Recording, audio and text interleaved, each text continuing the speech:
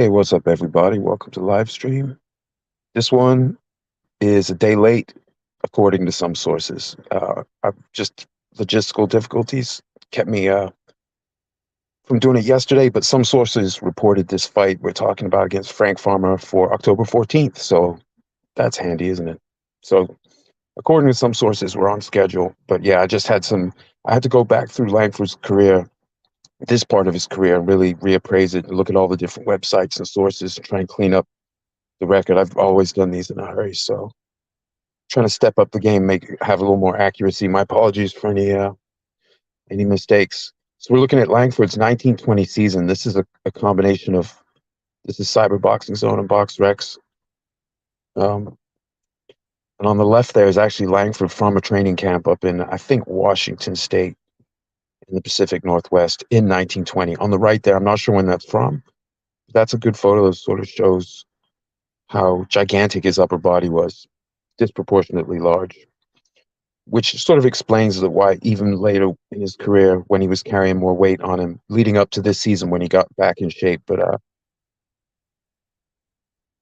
he always had the tremendous punch, and when he got heavier, he could carry the weight pretty well. He just wasn't as mobile. So certain guys like Big Bill Tate this year gets the best of him in Michigan over 6 rounds. Just gets the edge of it. And actually, I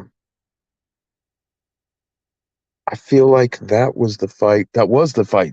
That card there was kind of historic because you had Jack Dempsey fighting Billy Misk as a headliner, then you had Harry Greb against Chuck Wiggins and Sam Langford against Big Bill Tate, all on the same card, which is pretty crazy.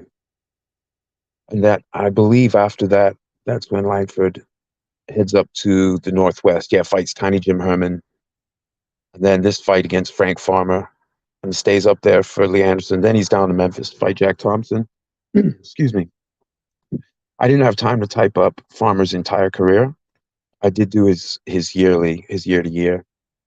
You can see in 18 and they fight in 1920, but in 1819 he goes 7-2-4. In 1918 goes 9-2-3. This is including newspaper decisions. 1919, sort of the highlights of his career. Farmer's best wins. He gets the best of the great Jack Dillon, the giant killer Jack Dillon, over 6 rounds in 1918. I think that was for the Pacific Coast heavyweight title.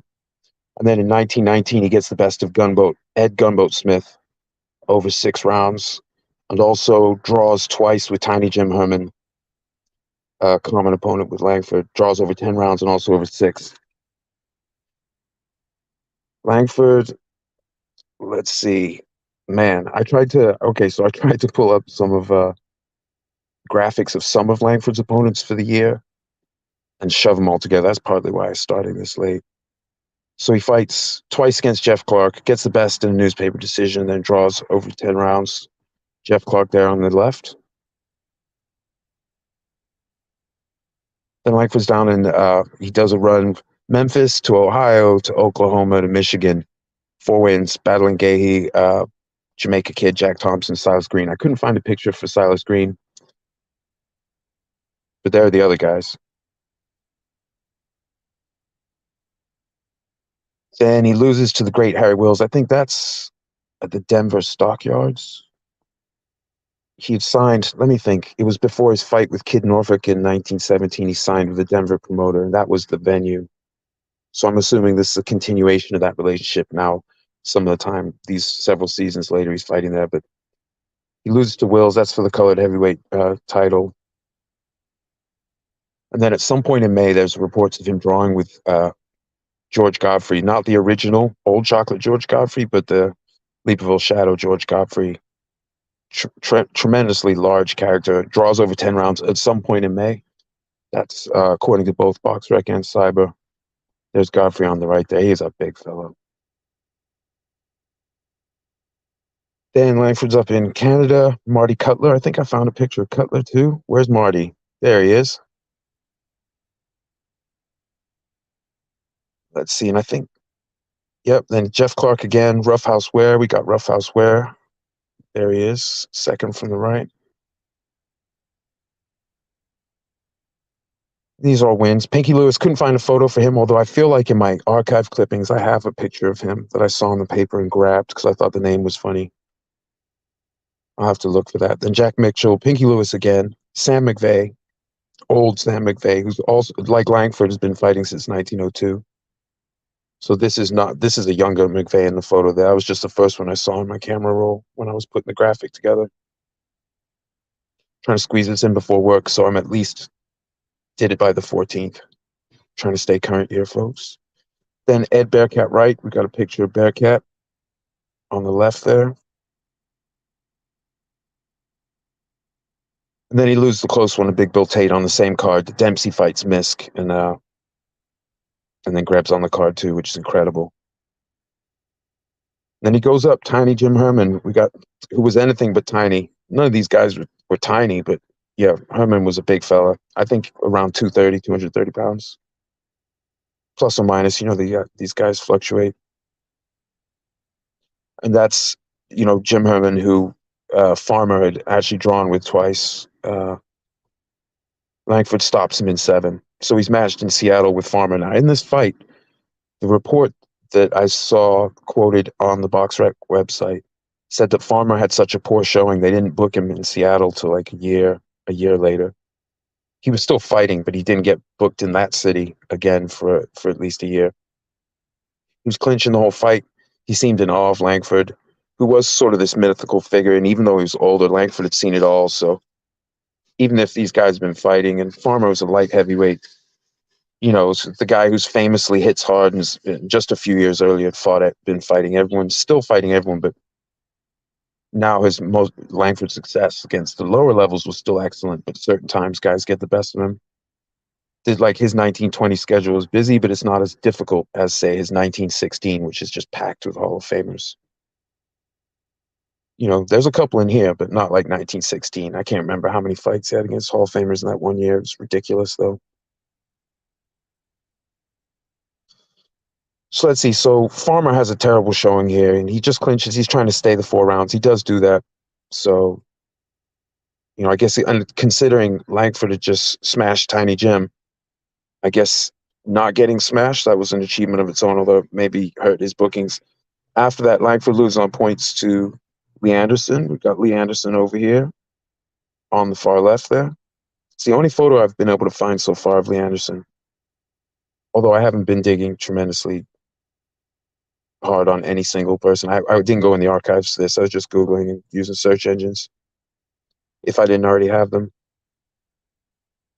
So Anderson, then he puts on a string of wins. Jack Thompson in Tennessee, George Godfrey again. This time he stops him in 2 in Arkansas. Tiny Jim Herman stops him in 7 in Portland. Terry Keller in Aberdeen, Virginia. Clem Johnson, we got Clem Johnson over here. Hold on a second. And Keller and Johnson there. Clem Johnson on the right. And it closes out the year against Jim Jam Barry, as distinct from Jim Barry. And I couldn't find a photo in the time that I took for Jim Jam. I'll work to rectify that. I'd like to have pictures of all of his opponents, but we'll just see. We'll see what the future holds as far as that kind of digging. So they had their fight, 4 rounds. Not a tremendous amount to say about this fight other than the guy was terrified. And, he'd fought some guys, but, Langford, again, terrifying puncher. And you can see even this late in his career,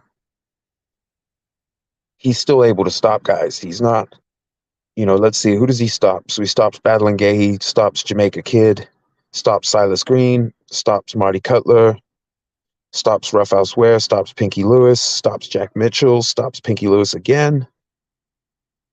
Loses a close one to Big Bill. Bearcat makes it the distance. McVeigh makes it the distance, who knew him as well as anyone on the planet. Sam McVeigh knew his style because they ended up with 15 bouts. Huge amount of rounds against each other. Because, you figure in more modern rivalries, after a couple fights, 20 rounds, 25 rounds in the ring, or whatever, guys will know each other very well. Well, McVeigh and Langford, the opening salvo of their series, the 1-2 punch was April and then December of 1911. That's 40 rounds combined. So already after the first year that they met in the ring, they already knew each other. And this is so many years later. Yeah, stops Godfrey. I lost my place. Tiny Jim gets stopped a couple times, stops George Godfrey. So, he's still able to smash people. So Frank Farmer knew the deal. He did survive the fight, although he lost, and I guess didn't do a lot for his, because I've seen him described as a very popular fighter in the Northwest, Pacific Northwest at this time. So he got the fight. Like I said, he got the best of Jack Dillon and Gumbo Smith in shorter fights, and drew twice with Tiny Jim. But that's more or less all there is to say. But Langford, like let me pull this back up. You can see kind of the one on the right. I'm not sure when that's from. It's just a sparring session. So I don't know if that was before or after the picture on the left there that was in 1920 at his training camp. I mean, he got in pretty good shape for 1920. But when he carried more weight, he still had the punch. He wasn't like a skinny guy who got fat. He was a guy who was really thick chested who just put on more around the middle.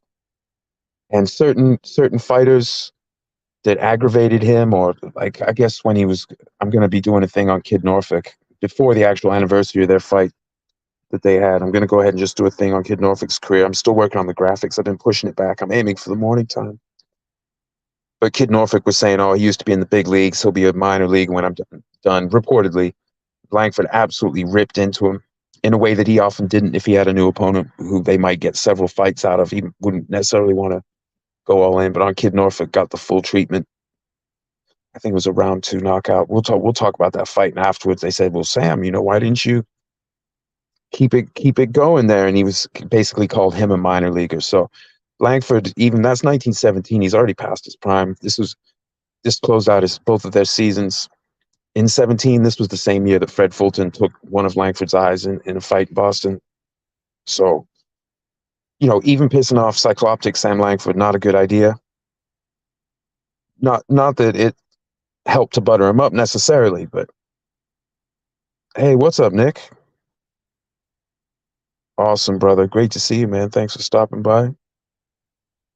Yeah, just talking, just trying to go through. I've been doing the series. Thanks for checking out any part of it. Let me see if I have a good picture of Gunboat here. Yeah, I saw this the other day. I love this photo. It's a younger Gunboat Smith. Pretty good chin on him, literally and figuratively. But yeah, there's a more well-known older photo of Gunboat where you can see his chin was gigantic from the front. But yeah, I like that one, the youthful vigor. Gunboat fought a tremendous schedule. He had so many tough fights. So his numerical record may not reflect how good he was, or like at times like what he was capable of.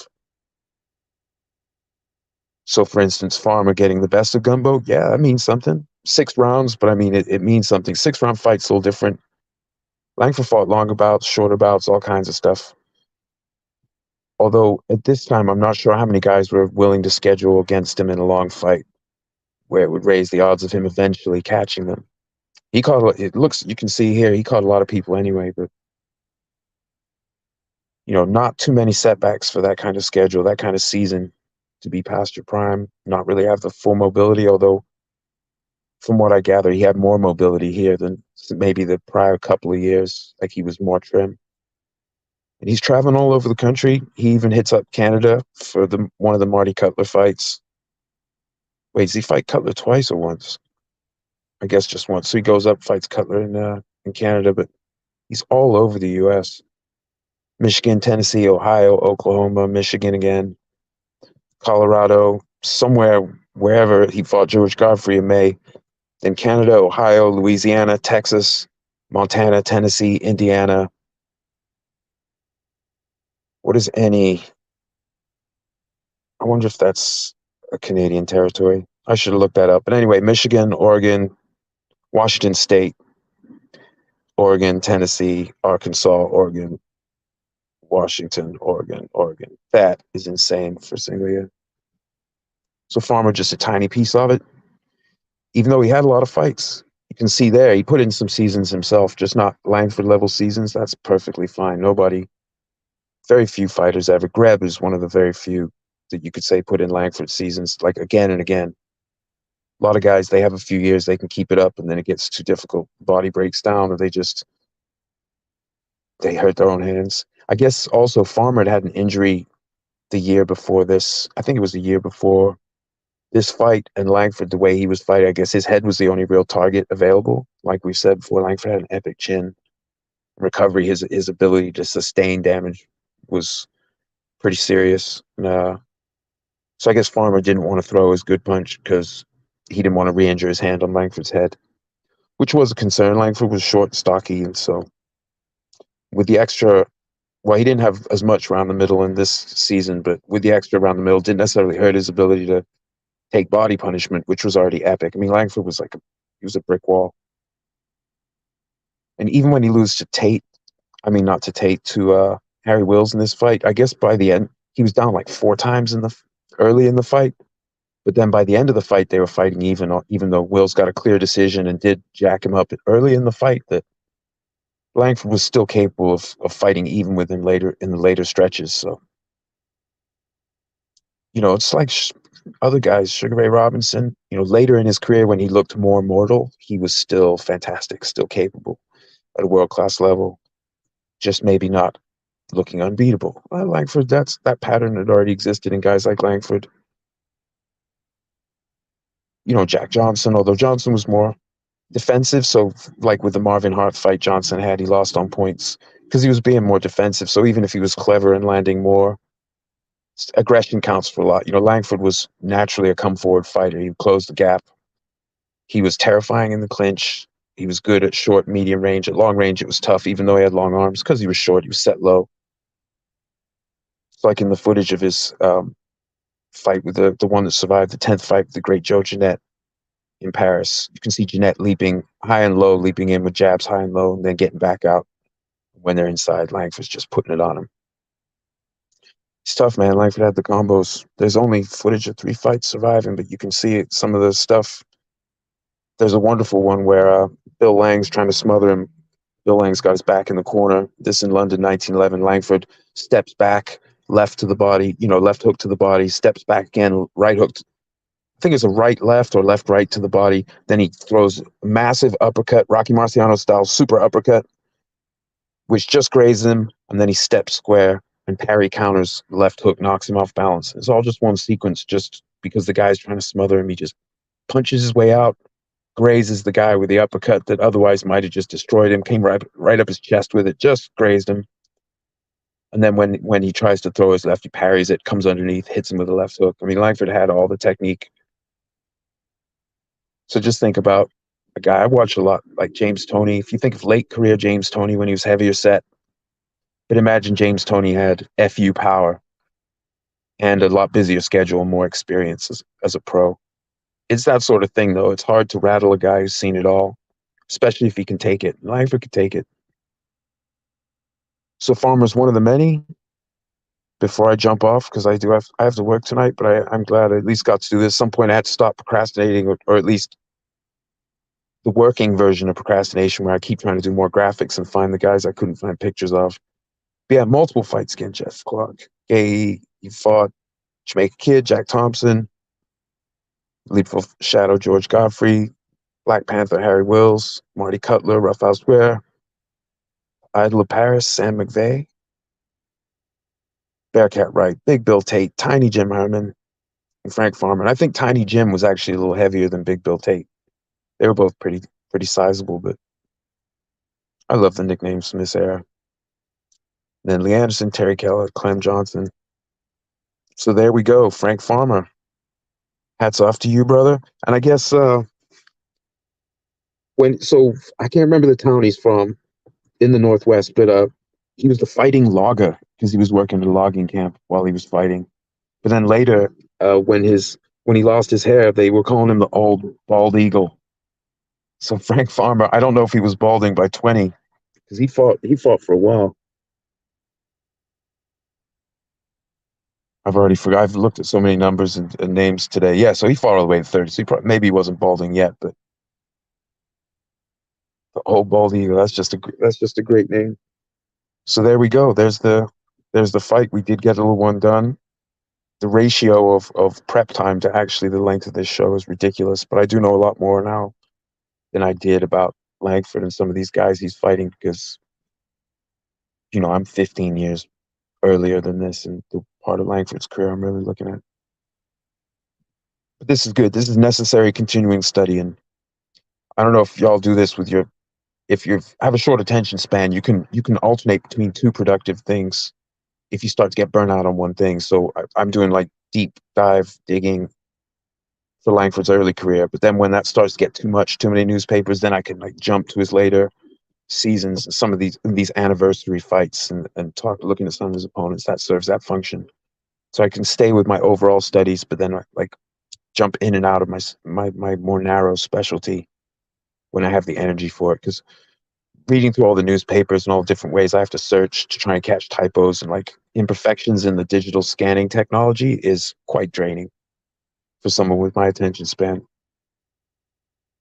Not complaining though, this is awesome. It's awesome fun, but yeah, with Farmer, I just couldn't do it. I can't remember how many fights he had, 100 something, but I just couldn't do it. I did for others. I've done it for others. I've only done two careers in total, Harry Greb and Sam Langford, and that took forever. But well, actually, no, I've done some more now. I did Kid Norfolk. I did up his. Let me pull that up real quick because that took ages. I got that just as a quick preview, so I got that coming up. So it's at 13. There's Kid Norfolk's 14. This is the year that Langford fought Norfolk at the end of the year. You see, Norfolk had a pretty serious season that year. You see Gunboat Smith there too.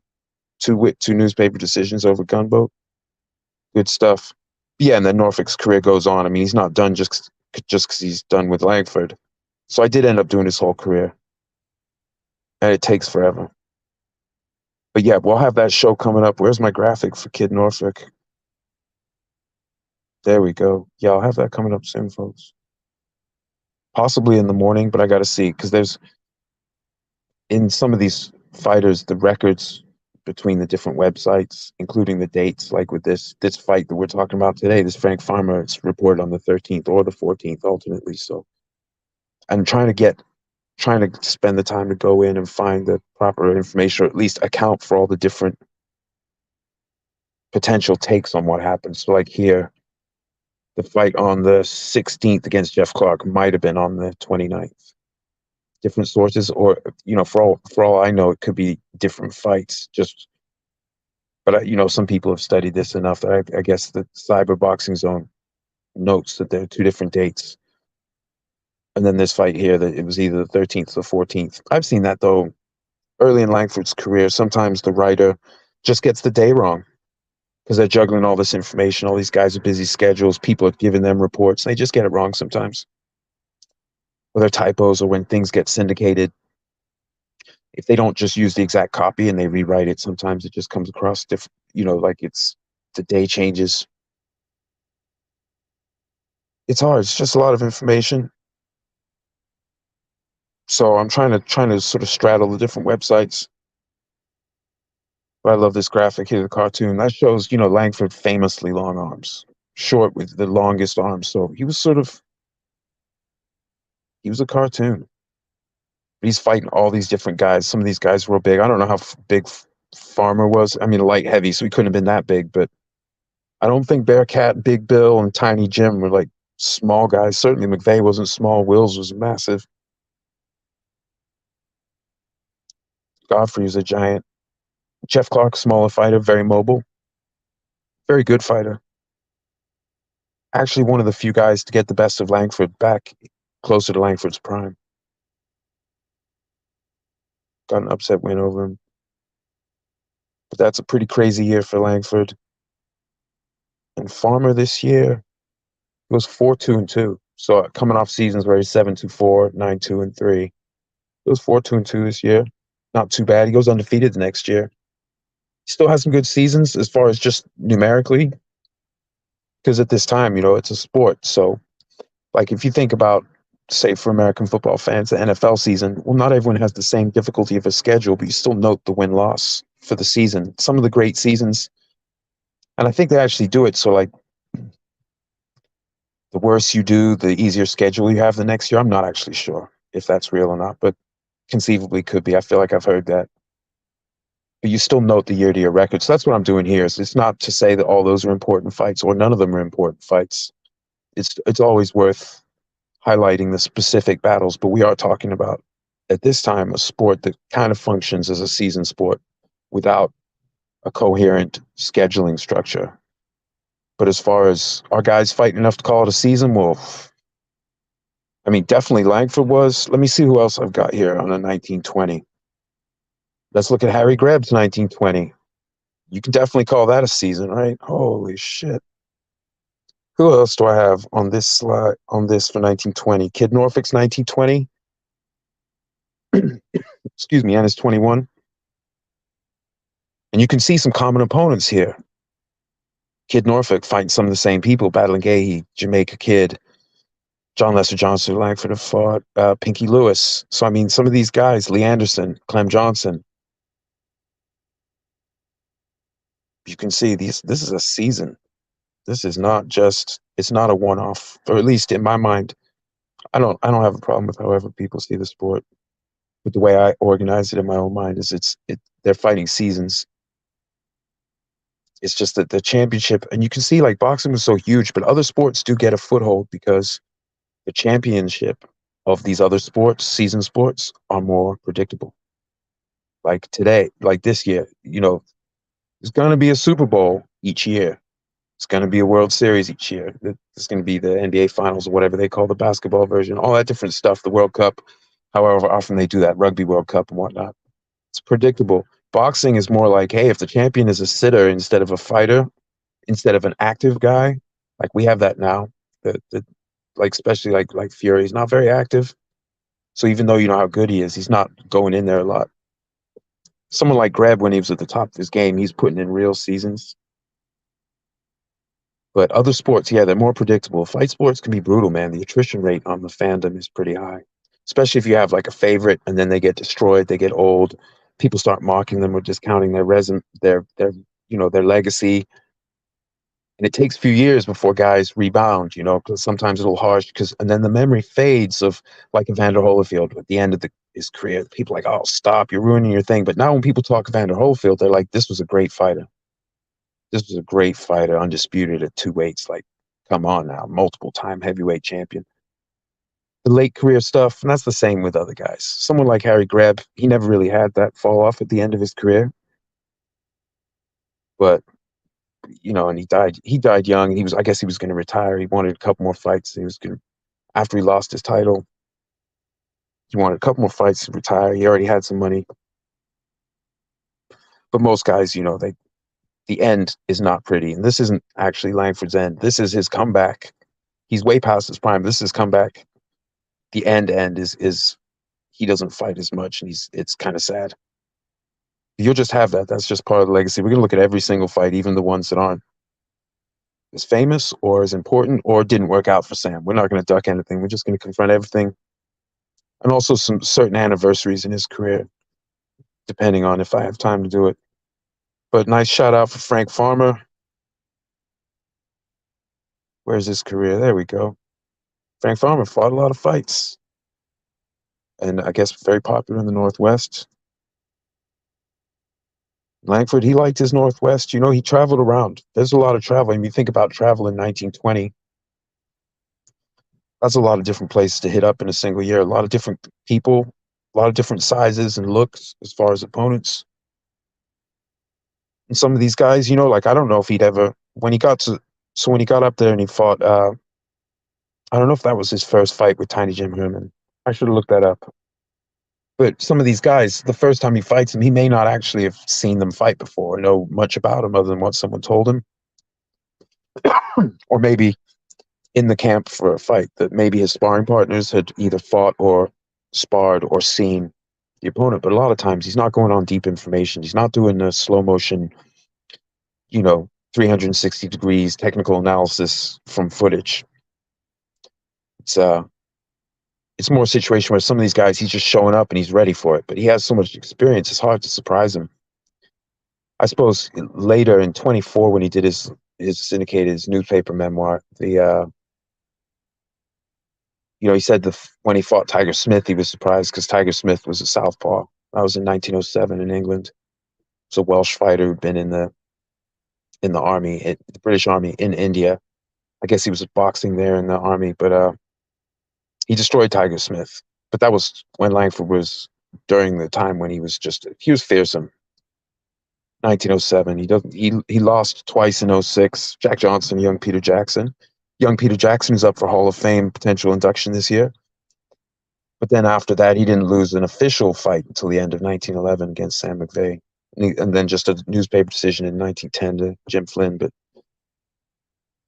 so Tiger Smith had virtually no chance, and that's what a lot of guys, what they, the fate they suffered when they fought Langford, if they weren't like able to use certain things. Like Big Bill edged him over 6 rounds. Lee Anderson got the best of him, but everyone else had to pay the price this year, except for Wills, of course. Harry Wills was a destroyer, and they had, a lot of these guys, they fought enough. They had a lot of common opponents. So unlike today, you did get to see, or they did get to be aware of. They obviously you don't see, most of it's not filmed, but you get to read about or be aware of how certain guys all match up against a host of common opponents. So maybe there was a better weeding out process then. There was less ability to duck, so, partly because the shit money that was available to most fighters, but whatever the motivation, the result is there was a good gauge of how good different people were. And the press were not on your side if you were avoiding fights. If you're avoiding matchups that clubs were trying to book and the fans wanted, they were not on your side. In general, at least. Like the press were writing on behalf of the patrons, not on behalf of the fighters for the most part. So anyway, I think I've said enough. Possibly too much, especially this part of his career. I really don't know it very well. That's why I went through, and I had a fight there that I don't see on any website. So unless one changed, I don't know if it's a typo from a year ago, or if I haven't screenshotted these. Hadn't I've sorted it now, but I don't really take screenshots or save the screenshots of the websites. So if they change the record, then suddenly I'm just looking at a mistake where once there didn't appear to be one. But I'm also scattered, so maybe they're actual. But as far as I know, this is a clean version of his record, the conglomerate listing for BoxRec and Cyber, at least. I'm still trying to think about a way to represent newspaper decisions. If there are multiple newspapers reporting on who they thought got the best, a way to represent that on these graphics. Because there are newspaper decisions, and then there are newspaper decisions. There are ones where all the papers are like, it was a slaughter, but he lasted the distance. Other ones, they actually have differing opinions, or they call it a close fight, or call it as a draw, some of them. So we'll find a way to sort that out moving forward. But I'm not even sure. This is like 9, I think. I think this was the 9th in our series. Let me see. August 28th, 29th, 30th, the 1st, the 3rd, the 5th, the 6th, the 7th, the 9th, and then today, 14th. Although for a fight that's probably happened on the 13th.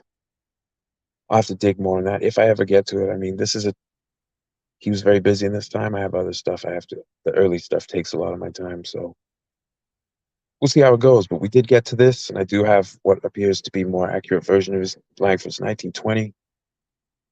I'm not sure who's next. I don't think I have the graphic loaded as far as my with the schedule, the anniversary schedule, but there's probably something within a day or two. Langford had that many fights. So I just want to thank everyone for tuning in. I won't say their names again, but I'll just flash up of the opponents that I could find photos for, the different opponents this year. Some of them multiple times, some of them just the once. Like Wills and McVeigh, you only met them once. It's a lot of dudes. Well, all right. Well, thanks for tuning in, folks. Have a great day. We'll see you in a little while with another show. Hopefully, in the morning time, I'll be able to do that Kid Norfolk. Yeah, take care.